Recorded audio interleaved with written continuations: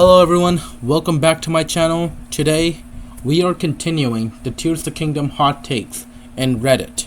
And so I have made a post here asking them to share the hot takes from Tears of the Kingdom, and I plan on making a video. This is part 2. Now I am recording this back to back, and so I'm recording this back to back, and so the hot takes video, as of recording this video, I have not uploaded that video yet. But because I'm recording this back to back, that means that I can upload this part of the video the next day, the day after I uploaded the part 1 hot takes. And so with that said, I hope you enjoyed this video. If you have not watched the part 1 hot takes, doesn't matter, because you guys can watch that after this part. It doesn't matter which order it is. Alright, but now let's get started with this hot take. Link's house isn't that interesting. It could be used, its best use is as a location close to Terrytown. Storing stuff there is limited. You can cook, sleep about anywhere, so it doesn't really have that value. I mean, you can customize Link's house. You know, you could create his house in any way you want to. Alright, and making his house pretty interesting is pretty fun as well. And so kind of disagree with this one. I really enjoy both these games, but my only complaint is that weapon durability system. I really hope this changes finally in the next Zelda game. I love weapon durability systems. You have so much realism in these two games, watching your environments to stay warm, cold, be careful during thunderstorms. I understand why they designed it this way, but at the very least, a Master Sword takes a bit of work to get it, so it shouldn't need to be recharged. I think it would have been better to have whatever you fuse it to eventually break and the damage returns to 30. Honestly, I think that the Master Sword breaking does kind of work. Alright, it kind of works. Alright, the reason why is because if the Master Sword breaks, then there's a reason for you to use other weapons. Because if the Master Sword doesn't break, yeah, a lot of people say the Master Sword shouldn't have broken at all. I want to go over the Master Sword thing again. I want to come back to this one at the end of the video. I hope to have a repair system with weapons that lasts much longer, but definitely keep variety, and even fusing the system is fine, I think. I mean, weapon repair system's actually kind of good. It would be nice if that happens. You know, it would definitely remedy some issues. The Octoroks kind of can repair the weapons, the rock Octoroks. They can do it, I think, once per blood moon. And so, yeah. Now, tree branches, clubs, bats, and rusty weapons, that's where they break pretty quickly. But if you find a clean weapon, that should last much longer than they do. Yeah, it should last, yeah. They should last much longer. Even if they degrade faster from bashing rocks, yeah. This one I agree. This one I agree. This one, I agree. This part though, I kind of disagree. I'll come back to this one. Everything feels undone and not thought through. The ancient sages were so unimportant that they weren't given names, faces, or anything memorable. Like this one. The thing is that the ancient sages, yeah, they weren't given that much screen time. Even during the memories too, we didn't see that much of the ancient sages compared to the champions in Breath of the Wild, where we did see them during memories. You know, the ancient sages, they have no personality in this game. Hopefully at the Age of Imprisonment, they'll have personality. But yeah. This one, yeah, the ancient sages, they weren't that great. They're kinda ass in Tears of the Kingdom. I app- I absolutely agreed with this. I agree with this one, 100%. Like, the current sages are gimmicky and worse than Breath of the Wild champions in every way. Actually, I mean, I do agree with this one, but at the same time, like, the thing is that champions, they have a lot better personalities than the current sages. And so, the champions, Rivali, he has a really awesome personality. Urbosa, too, she's badass. Druk and Mifa, they're really funny. Sidon, I could say Sidon's pretty close with Mifa. Because, like, Mifa, she is my least favorite champion. While Sidon, he's my favorite sage. And so, I want to say that Sidon is pretty close with Mifa. They're, like, equal. But both, like, he's pretty cool. He has funny moments. But at the same time, I do prefer Druk more. I mean, Tulin, his personality is kind of funny, but, like, he has his funny moments too, but I do not think,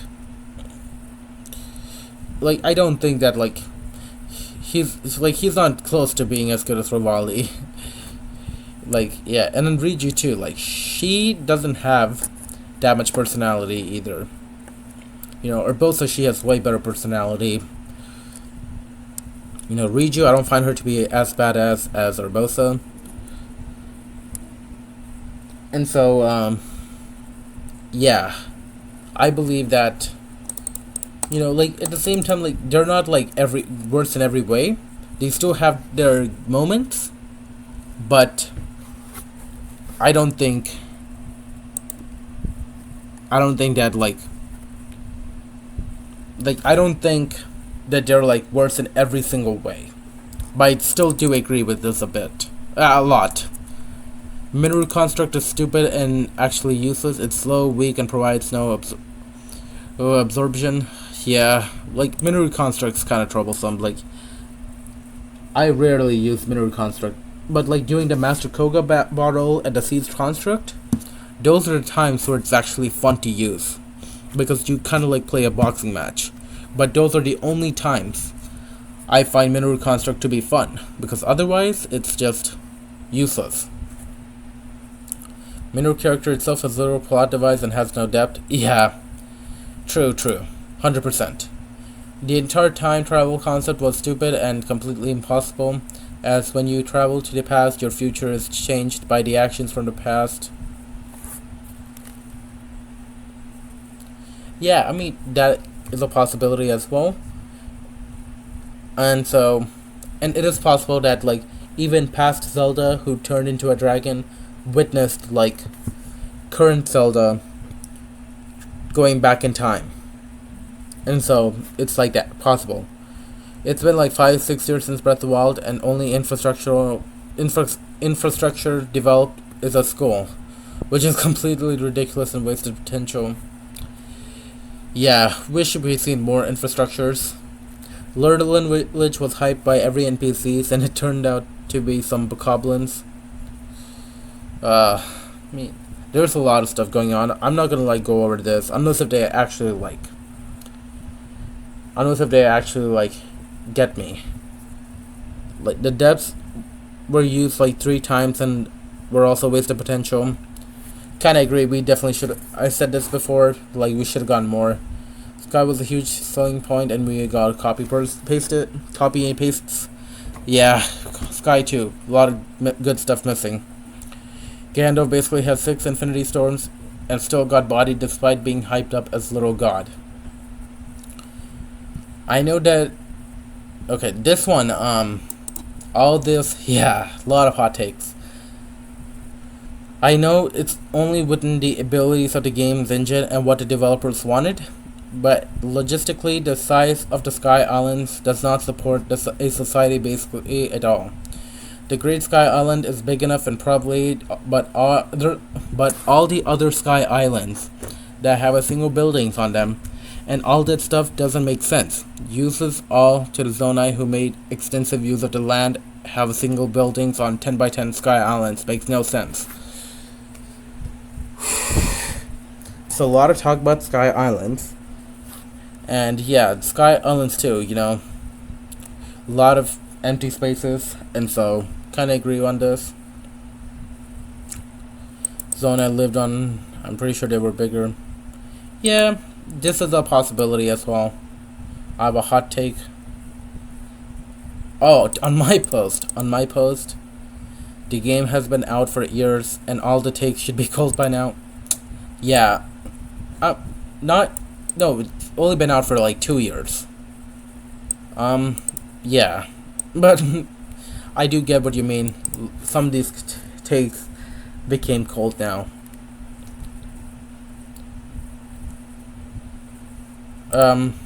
Okay. This is not clickbait at all. Alright. I am actually recording this video. And I mean, okay, I'm just gonna ignore that. Tears to Kingdom is a great game, and I immensely enjoyed it, but the device building breaks it away from being a Zelda game. Honestly, I mean, this take though, I kind of like. If you don't like the device building, then like I do get it as a hot take, but I actually really do like the device building. You know, the fact that this makes it less of a Zelda game is actually good, because it's still a Zelda game, but you know, if it's less of a Zelda game, then it will be like a Zelda game, but it's not a Zelda game, which is something nice. You know, it's something different experience for Zelda, and so I do like the device building.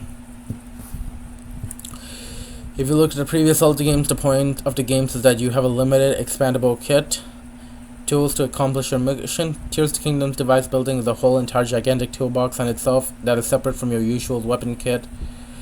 I think the device building and the scatteredness of the story and the world building are why many people consider it to be inferior to the other games in the series, even to Breath of the Wild. But even after a certain point, when you can just warp in a hover bike and get from point A to point B without much effort, it no longer feels like a Zelda game at that point. I mean, look, here's the thing. It's the diversity that makes the games unique. Like, you want the game to have a unique structure. Or maybe you don't want a game to have a unique structure, Gale and Starfire. But, I mean, I want the game to be, like, different. You know, it gives like a different experience. And so that's why like I do like the weapon. And I don't like here's the thing. A lot of people say that Tears to Kingdom is just more of Breath of the Wild. You know, but it's an actual sequel, and that's what it should be. Armor upgrading is pointless feature that causes extra problems. Yeah, I think I read the hot take above. Yeah. Like, it doesn't really cause extra problems. Like, here's the thing. It's not pointless. You get more defense, you know, and you can withstand stronger attacks. And so, I wouldn't say it's a pointless feature. Kind of disagree with this. Controls are not intuitive. I think it depends on the player. They completely removed any substance from the characters we know. In Breath of the Wild, Sidon, Riju, Yunobo, and Teba all have routines they follow. Of course, you can't tell specific. Went to bed at 10 p.m. and would get up in the morning. They don't do anything but tell you of side quests and their regions. Now, this kind of personality, I don't care. I mean, it would have been cool to see them like have like actual routines instead of sit or stand all the time. It would have been nice if they like went from places to places. Although like we do see Teba like sit down in the flight range after you talk to him in Rito Village. But yeah, it would have been nice like if they did some moving, you know. And the thing is that like I really want to see more personality as well. Like, and you know, I wish if they also played like a bigger role in some side quests as well. But at the same time, you know, like this one, like I wouldn't mind, but it was like a, I wouldn't say it's awful. Like, it's like it's terrible that they removed it, but it would have been pretty cool to see them have their routine. And so, oh damn, this is a really big hot take. BOTK, Breath of the Kingdom, and Tears of the Kingdom are fighting games, but they have nothing to do with Zelda and have destroyed the franchise. Tears of the Kingdom is not boring. Oh my god, don't get me wrong. Breath of the Wild was bad. Wait, what?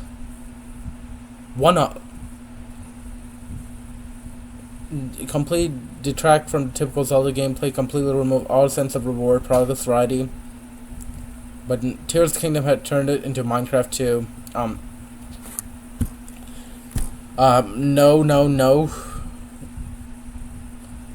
No. Like, look, they're just like different from Zelda. They're different. They took a different approach. But it's not boring. No, I disagree with this. Unlocking all gameplay items from the start, wildly lame, can't even collect a hookshot or bombs or arrows after beating a dungeon because everything was given to you from the start. Now every side quest I get an apple or 3 pieces of wood, which I would never ever want since I can just cut a tree down. Solving a puzzle 100 different ways is not rewarding. Okay. Solving, like, trying to find out every single Korok is not rewarding. Unless if you're going for 100% completion. But the reward you get is ass. You know? And Tears of the Kingdom 2 did not, like, improve this. It just made it worse by adding, like, 100 extra Koroks. Yeah, just add some linearity. Okay. This one, yeah. I would love to see some linear structure. Bring Zelda back. Echoes of Wisdom. No, I do like the Echoes of Wisdom approach. I mean, this is the only part of the hot take I can agree with. Rest of them, I disagree. I disagree with this one. I mean, yeah. Yeah, you did give passion, but I will say that this is a really damn hot take. Ganondorf isn't hot. You just need to touch grass. Okay. Alright. The only thing I don't like so far is that the trees uproot themselves and attack Link. I find it so weird and untree-like. No, it's actually pretty cool. Like the Yiga disguise themselves as trees. And so, yeah. I mean, I think it's cool. Climbing so much climbing out Mr. Rivali's game, the whole time I played Tears of the Kingdom. This is not a hot take, this is a cold take. Alright, and Rivali. Rivali? Yeah, it's Rivali. E, not I. But, yeah. I mean, the Tool Link's wind gust, it's horizontal. While Rivali's scale is just vertical. And I do like Rivali's scale more. And even has other uses as well. Like, it creates an updraft so you can, like, launch remote bombs vertically and blast the rocks. Whereas Tears of the Kingdom, like, if you just, like, fly a time bomb horizontally and then the monsters get killed. Yeah. Oh, this is a pretty long hot take. Okay, there are 2 more left. I can do this. The game is derivative and largely worse than Breath of the Wild, but it's still a fun time. Story is bland, Demon King, Sacred Throne, Calamity mentioned 3 times in the entire game, none of which has any relevance to the events that occur. Okay. The story is not bland, per se, but I will say that the Breath of the Wild story is better than Tears of the Kingdom. Alright. I do like Breath of the Wild more than Tears of the Kingdom. But, like, that's only because of the story. You know, Breath of the Wild has a really amazing story, like a phenomenal story, and the gameplay is also pretty good. Tears of the Kingdom has a good story. You know, like kind of great story, but like not like a phenomenal top tier story. But the gameplay is really fun though. I do like the gameplay. You know, the only thing I miss is the remote bombs. You know, I just only miss the remote bombs, and then stasis as well. I miss. But everything else is really fun. The Ultra Hand is amazing, the Fusion's amazing, and the Ascent too, it's really amazing as well. And so, yeah, the gameplay of Tears of the Kingdom is phenomenal, better than Breath of the Wild. But overall, I do prefer Breath of the Wild more. The characters are unpleasant to interact with. 95% of the characters forgot who you are. 100% are the characters unwritten. World filled with endless side content, none of which is coherent or feels rewarding or to complete. Recycled content. Oh yeah, that I wish we got like some unique items. Oh my god, yeah, this is like pretty ridiculous. UI interactions and dialogue are clunky at best. Item scroll weak for arrow fusing. Repeatedly using same arrows annoying. X and plus to skip cutscenes, it's never explained. Never explained. Can you skip cutscenes by pressing X? I never tried that. But like plus button, yeah. It does give you indication that if you want to skip cutscenes, click plus. Can't fuse from inventory directly. Oh. I mean, I don't mind this. Auto-build doesn't take from your capsules. Yeah, honestly, auto-build... No, but then, like, at the same time, we also got Zonite, and so... You know, I don't really mind it that much. 1/3 shrines are empty, 20 of them are tutorials for mechanics, and rest could be cheesed. I do like the cheese, actually. I do kind of like the cheese. You know, but at the same time, you know... The number of creative shrines in Tears of the Kingdom is the same as Breath of the Wild's, but the percentage of the Tears of the Kingdom shrines that are creative is smaller, because there are more shrines, but not like more creative shrines. And overall, I do think that Breath of the Wild shrines are better. If you watched my top 10 rankings of Breath of the Wild and Tears of the Kingdom shrine, not rankings, top 10 shrines in Breath of the Wild and Tears of the Kingdom, you'll know that like the Breath of the Wild shrines in my list I do like more than Tears of the Kingdoms. And so, yeah. Puzzle dungeons and riddles are so mind-numbingly easy, and you get the sense that Nintendo's primary audience with the game was 6-year-olds. Anything not immediately obvious is spoon-fed to you by whatever an NPC is getting in your way at the moment. Okay. Sages are annoying to activate to fight near and obtain. Minoru is the worst offender here, being possible to get off and doing no damage. Minoru does do damage, but like it's kind of hard to do it, and then like Link actually takes damage if they attack Minoru, which kind of makes no sense. Minoru should be the one taking the damage.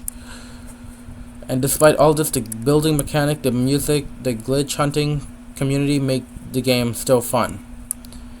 It could have been so much better for what it is. Alright, a lot of hot takes again. Kinda out of breath, but I will say that, yeah, there's definitely some parts I agree with and some parts that I'm kind of mixed with. But yeah. Alright, the final hot take. Alright, there should have been a battle at the Lookout Landing similar to what happened in Gerudo Town with invading Gyptos. It would have been epic. Oh, yeah. This would have been nice. I wish if there was like another battle similar to the Gerudo. And this one too, like the Gerudo Town battle is like the most interesting battle. Because that is like the only time where it's game over without, even though Link doesn't die. You know, if Riju dies, it's game over. I wish if it was like if that was brought back, like that, if that was in the other villages as well. If Tulan dies, game over. If Yunobo dies, game over. If Sidon dies, game over. if Pura dies in the Lookout Landing, game over. And so, yeah, this would have been nice. Yeah, but yeah, I 100% agree.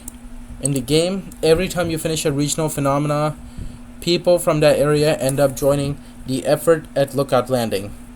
It feels like it's building towards something sinister and tense. End up joining. The music, honestly do like the music. It's actually a nice touch.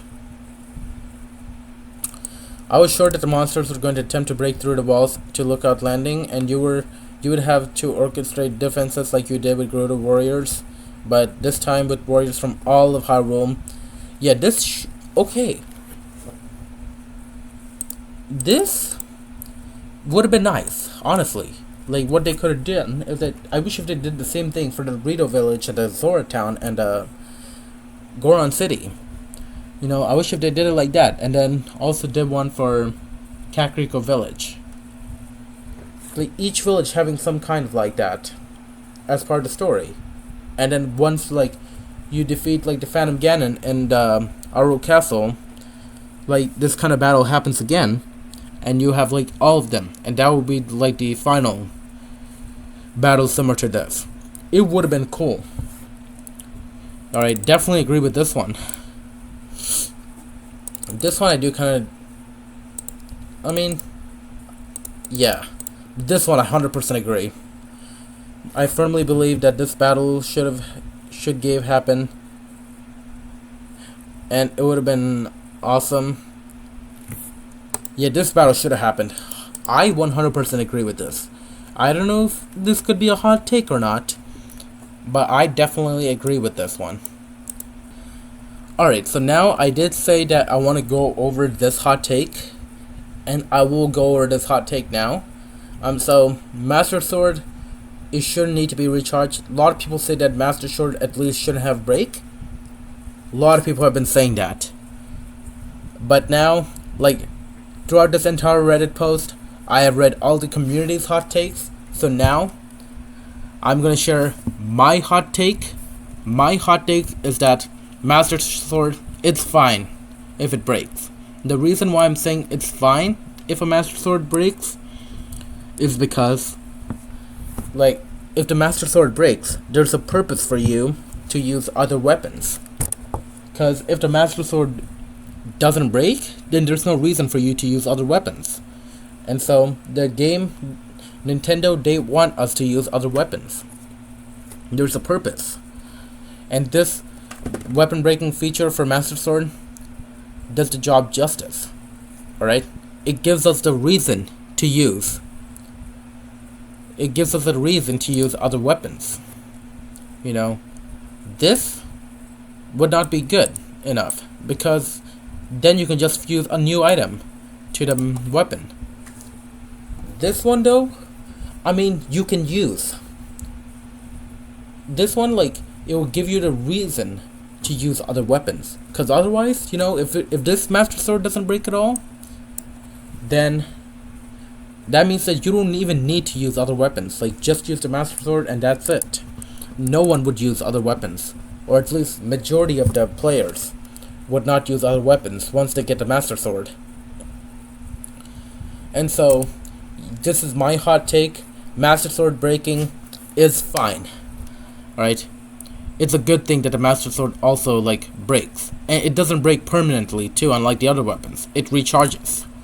And so, yeah. This one, Master Sword breaking, is a good thing. And that is my hot take. So, with that said, thank you for watching the part 2 of the hot takes video. If you liked this video, then hit that like button, and please subscribe to my channel if you have not already. I'm trying to get 100 subscribers by the end of this year, and I would greatly appreciate your support. And with that said, I'll see you next time. Take care, everyone.